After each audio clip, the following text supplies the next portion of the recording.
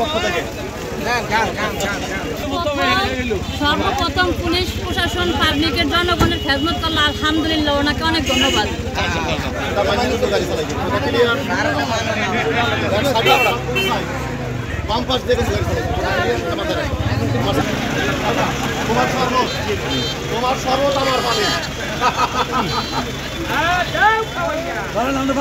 Helmet নাই 3 জন ছিল, তাদেরকে আমরা মামলা দিয়েছি এবং এখানে 3 হুইলার তারপরে অবৈধ টমটম সেগুলো আমরা আটক করেছি।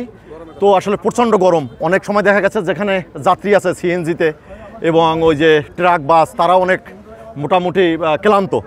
আমরা চেষ্টা করছি তাদেরকে এই কাজের ফাঁকে পানি পান, পুলিশ সুপারের নির্দেশে, ভোলা জেলা পুলিশ সুপারের নির্দেশে তাদেরকে পানি পান করানোর চেষ্টা করছি। এবং দেখা গেছে অনেক ড্রাইভারও তাদের গাড়িতে শরবত রেখেছে, পানি রেখেছে, তারাও আবার আমাদেরকে খাওয়ানোর চেষ্টা করেছে। আসলে একটা সৌহার্দ্যপূর্ণ ব্যাপার, কিন্তু খুব কষ্ট হচ্ছে, কিন্তু তবু তো এটা আমাদের কাজ। যেমনি আপনারা সাংবাদিক, রাস্তায় থাকতে হয় 24 ঘন্টা, পুলিশ এদের রাস্তায় থাকতে হবে। আসলে এটা কোনো অভিযোগ দেওয়ার কোথাও কিছু নাই।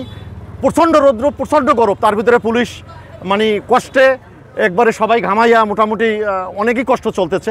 পানি পান করতেছি, মাথায় পানি দিতেছি, তার ভিতরে কাজ চলতেছে। এই তো এই অবস্থায় আছি, সবাই দোয়া রাখবেন আর কি। সরাও সরো না, এই তুমি না সরাও।